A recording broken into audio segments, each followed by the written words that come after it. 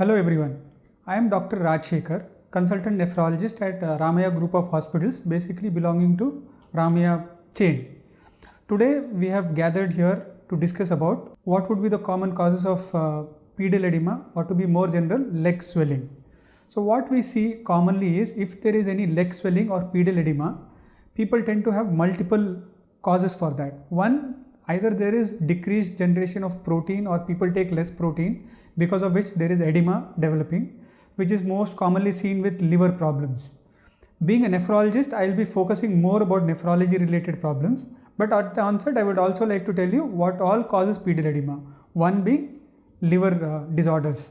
Second, people tend to have leg swelling in cardiac issues also. If somebody has chronic cardiac failure, or somebody who has been having ischemic heart disease over a period develops these kind of leg swelling, even they also come with these generalized symptoms. It is also seen people with severe low hemoglobin or severe anemia secondary to cardiac failure, they also develop pedal edema. Coming to nephrology perspective can be divided into two simple causes. One, protein losing kidney diseases, or people with chronic kidney disease or kidney failure, to be more exact. So people with protein losing kidney diseases, we usually identify them with basic tests like urine routine, kidney function tests like creatinine, urea, calcium, phosphorus, other things. The main deciding factor would be to do kidney biopsy, which is again invasive procedure. So based on the history what the patient gives, we decide whether the patient needs kidney biopsy or something else.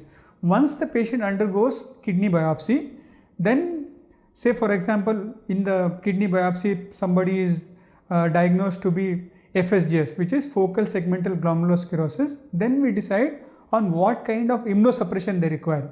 Immunosuppression, again, it depends on various regimens. People can give plain prednisolone or visolone for a certain amount of time. Then if the patient is not responsive, go on a higher immunosuppression, whether it is CNIs, something like tacrolimus, or we have outgrown all these things into rituximab. Rituximab is one kind of immunosuppression which helps in curing or helping us control proteinuria. So there are basic nephrotic syndromes in which people tend to come with lot of pedal edema. One I said is FSGS. Another common nephrotic syndromes what we see is MCNS, or minimal change nephrotic syndrome, or membranous glomerulonephropathy. These are all could be primary or secondary causes. In primary causes, we give them immunosuppression. In secondary causes, we try to treat the secondary disease. Secondary is usually autoimmune or drugs related or due to malignancy. If it is malignancy, curing the malignancy by giving chemotherapy or removing the primary causative agent could be the line of management initially. Here the immunosuppression might not work. So this is one point of pedal edema with nephrotic syndrome and other things in kidney. Other point is when both of your kidneys are not working, the eGFR drops below 15, then there is accumulation of salt water. That is what we use in common term, or it is excess fluids.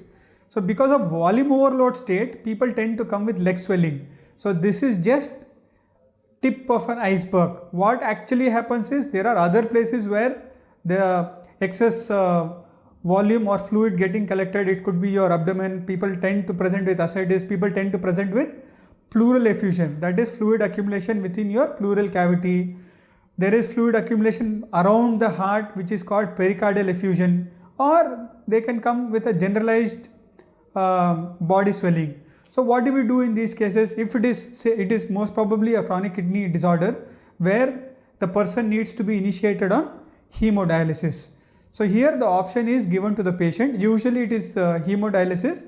There is other sort of hemodialysis or dialysis where we instill the fluid within the abdominal cavity if there is no ascites, and then we do dialysis. So in this dialysis, one, there is correction of these waste products like creatinine, phosphorus, potassium, which are all removed. Two, there is removal of fluid, which is called ultrafiltration. So our aim basically is to control the excess collection of fluid to removal of waste. So this is how we control pedal edema. So whenever somebody has pedal edema, it is not due to one simple reason somebody has pedal edema. There are multiple reasons.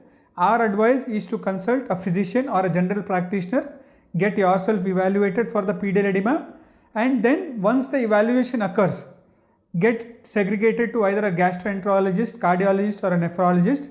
If it is a nephrologist and if it is a protein losing nephropathy, it is treatable based on the biopsy results. Once you receive immunosuppression, it can get cured by 50 to 100%. Usually most of our patients get into remission with initial doses of immunosuppression, and there are chances of 10 to 30% of recurrence who have to be identified. Again, one more important factor in this is to get to come for review. That is more important. One is to get diagnosed and come for review, because whenever there is worsening or if there is any change in disease, we can identify it earlier and treat it accordingly. The other part, CKD, somebody who is initiated on hemodialysis, they also need to follow hemodialysis protocol or peritoneal dialysis protocol thoroughly.